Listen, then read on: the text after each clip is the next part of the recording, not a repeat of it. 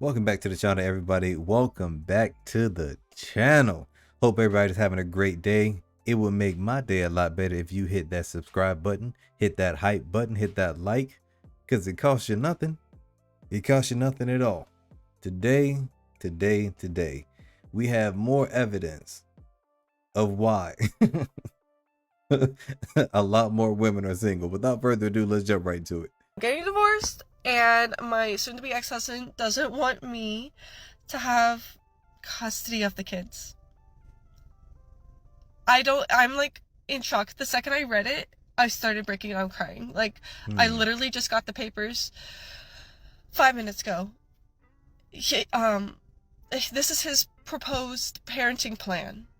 That I have visitation, supervised visitation of my own kids once a month on Saturday and Sunday from 9 to 3. And I'm like flabbergasted because I was the primary caretaker, primary parent of our kids for the past 5 years.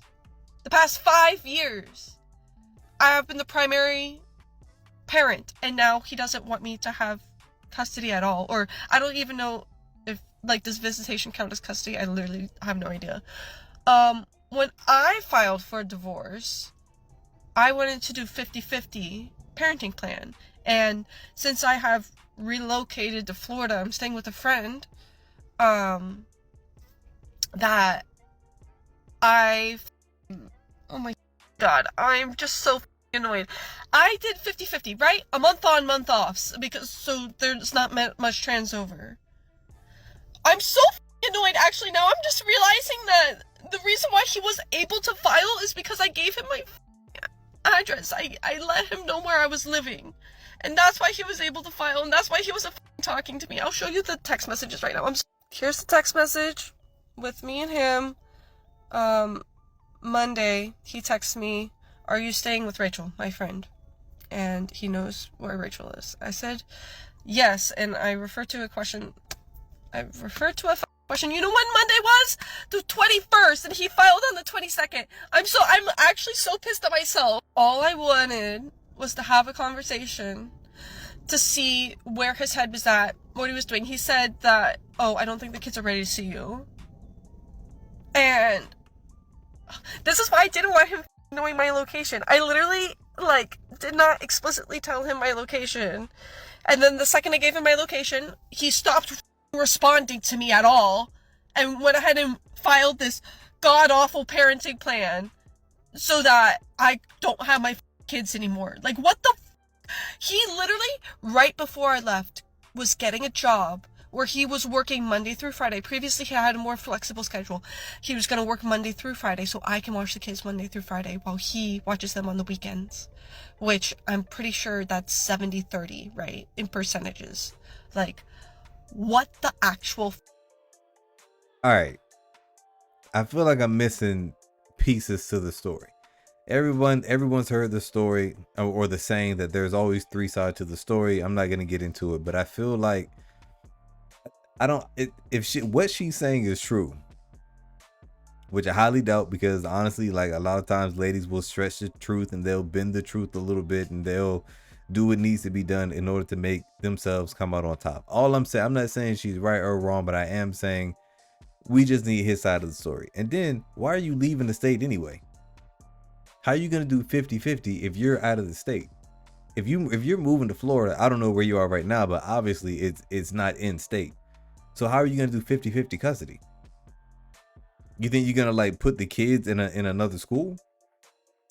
And then, like, how is that going to work? How long? And then you're not even stable. You're staying with a friend. You're staying with your friend. So where are the kids going to go? They have to stay with your friend instead of having, like, a stable household? I don't think ladies think about that. They don't think about that.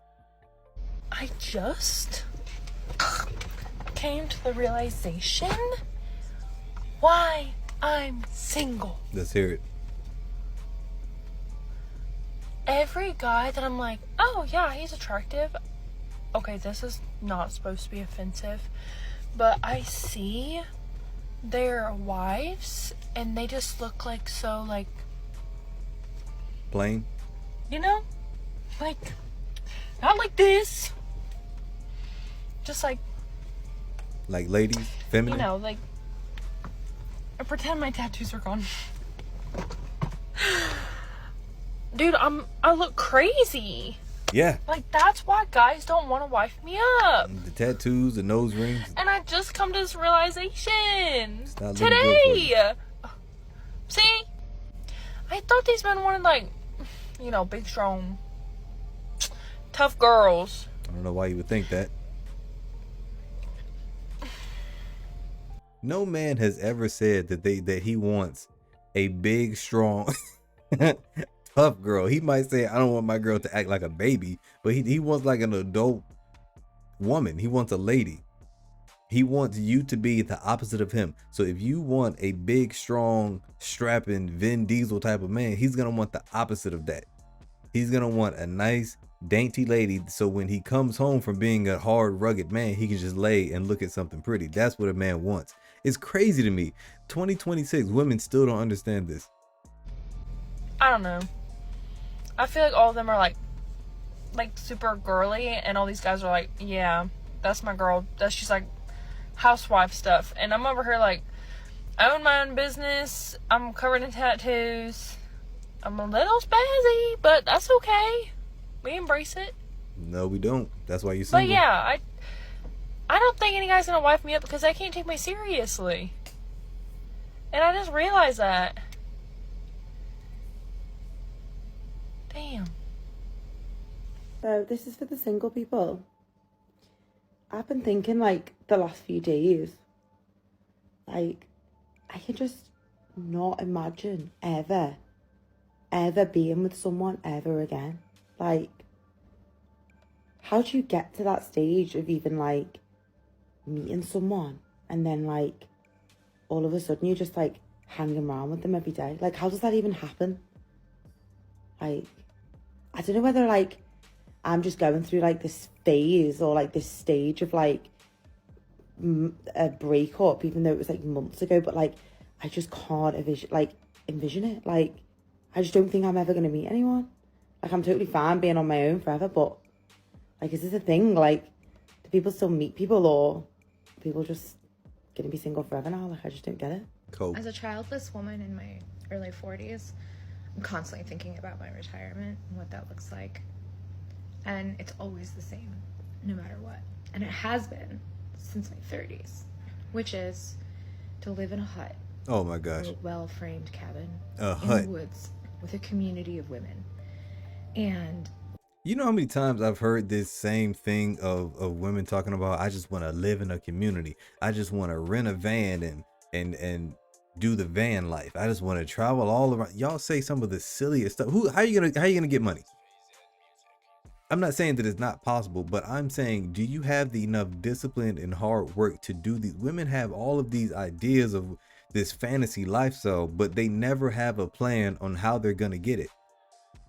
All these women talking about, I'm gonna go live on just an island with a community of all women. You know how many times that's been tried? It's just been tried.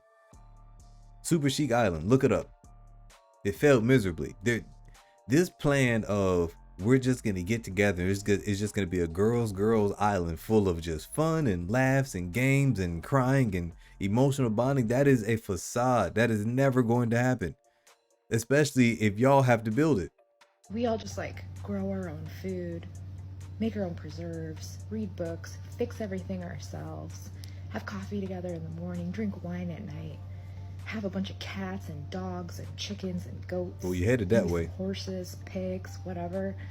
And then we do really weird shit at night that makes everyone scared. Y'all do weird stuff comes now. to our property and just leaves us alone forever until we all just die in our beds. In 3 years.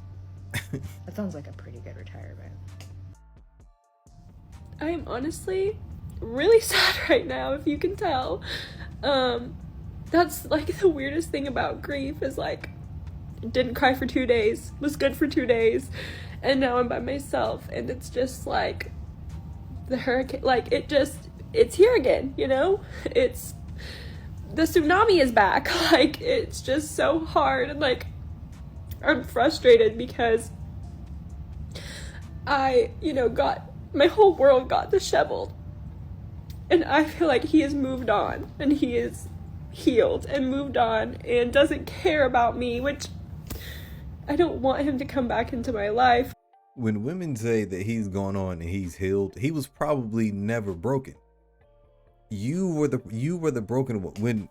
When men split up and then they go on and like after a couple months they find somebody else, and then like they might not get married but they're in another strong committed relationship, he wasn't the problem. If you left him and you are still the single one, another woman saw what you dumped on the side of the road, was like, this is a good man, I'm getting him. I can't believe somebody left him. Oh, you were divorced, your wife left you, she's an idiot, I'll take you. Now you're sitting here crying after all the smoke clears and all of the celebration of the divorce has gone down. You're sitting here in this little room crying in a dingy hoodie. But it still just sucks, I can't imagine, thank you guys for sharing stuff, like stories that you've gotten through this and it's been however many years, because I could not imagine that. I can't imagine being with someone for a really long time and going through this, Sorry if you can hear my cat literally playing in the background. Already have the cat. Like, I was only with him for 4.5 years, 1 year married. I could not imagine, though, being with him for longer and this happening, but it's just so sad sometimes, and it's like so hard to have to learn how to do life by yourself again. Like, you don't have that person to call all the time or that best friend to go do things with. And that's what scares me. I've never truly been alone and worked on myself. Like, oh, I'm so glad she said that. I've never truly been alone and worked on myself. There's your answer right there. There is your answer. You made such a drastic decision based off of what? Boredom? Based off of nothing. You just said that you haven't been alone, and I doubt that he was doing something terrible to you, because you would have been said that. If a man is actually doing something wrong, a woman's gonna lead with that. Part 1. This man was beating me up. Stay tuned for part 2. Stay tuned for part 2. She realizes the big mistake that she made by divorcing her husband in this time. And I'm terrified of it. Not me crying on the internet more, but I just want to share all of it, the good and the bad, so that I have this to look on a year from now and know that I did heal, but also to help anybody else who's going through heartbreak. Like, heartbreak sucks. It sucks so bad. You like physically feel the pain, emotionally, mentally, everything. And again, I had 2 really, really good days. Did not cry at all those 2 days. And then, as soon as I'm by myself, or as soon as, I do something or something triggers me, it just all comes flooding back. And like, it's just a lot. Grief sucks. This whole thing sucks so bad. And I'm literally praying and thinking about anybody else going through a divorce. I just wanted to talk about the fact that it's okay to sit down and miss the person sometimes, miss the connection you had. I think a lot of the times I try, and I think I'm really strong about what happened to me most of the time, and I think that I haven't cried about my ex in a long time, actually. But today, I just kind of sat down, and this is a holiday I probably would have spent with his family too, and it's okay you was to good just with the miss family what you too? had sometimes. Like, I know that we try and tell ourselves, like, well, they weren't right for us, or maybe they were a bad person, or maybe they did this, or they did this to you. And like, while I think that's true, and like, I think that you can tell yourself that, I mean, that's like, I try and put on this sorry, this is very rambly, but I really did just pick up the camera and start talking. I think what I'm trying to say is that we tell ourselves, or at least I do, if I'm thinking about my ex, I typically am just like, nope, not gonna think about him. Like, we're detaching, you know what I mean? And that works the majority of the time. But sometimes you can just sit down and cry. You can sit down and let out your feelings. And I think I wonder, since being alone, has she worked on herself? Because she says she never worked on herself. I wonder if this strong, independent woman who is now free from the corruption, these are her words. Well, not her words, but this is what I'm assuming that what she felt before she ruined her family. Has she sat down and said, you know what, now it's time to get on the right page. Now it's time to work on me. Let's see what's inside of Emily. Or has she been sitting there crying the whole time, knowing that she could have been chilling with her in-laws and being taken care of? That's just a thought. I wonder which one she's doing. People who don't ever cry about the things, or people who don't ever let themselves think about it, like, we have to think about it. We have to feel the things, and that doesn't make you weak. Like, being vulnerable does not make you weak. I really hate when people say that, because life is all about the human emotions and what we go through. You know what I mean? Like, that is literally life. And I just think that it's okay to just sit down and miss what you had. It's okay to, and that's not even me saying, oh, I miss my ex, I miss blah, blah, blah. Like, I'm not saying that. I'm saying that sometimes I miss having a connection like that, where I felt like, oh, I had a person, right? And like, I had my person. I miss that for sure, but I think sometimes it's okay. It's okay to grieve. It's okay to sit. And I think a lot of the times we try and distract, or we try and fill with voids, or we try and move on to the next person. And some days it's okay to just sit, and it's okay to have a cry and get back out there in life. Something really quickly. So whenever I figured out that my ex-husband was dating the girl that I was worried about at the end of our marriage, I was so sad at first. And then I realized how much stronger I am now than even I was 6 months ago, because that would have made me feel devastated for like weeks, I feel like. And I was really only sad for like a day or two. Like, yeah, it still hurts. It's disappointing and it hurts. But it's almost like the anticipation of what. This is what I don't understand. When ladies are posting this on their social media, right? What are you trying to garner? Do you just want people to know about your life? Are you in that desperate need of attention and some type of human connection that you are willing to put your personal business on the internet? Is what you're willing to do? This has been weeks of her reporting back to us, complete strangers, about how she's feeling since she ruined her marriage. Ma'am, what do you want from us? What do you want us to do? Huh? You think I'm gonna feel bad for you because you did this? You did this silly thing. I hope your ex is thriving. I hope he is balls deep and some hot and gushy right now. That's what I hope for him.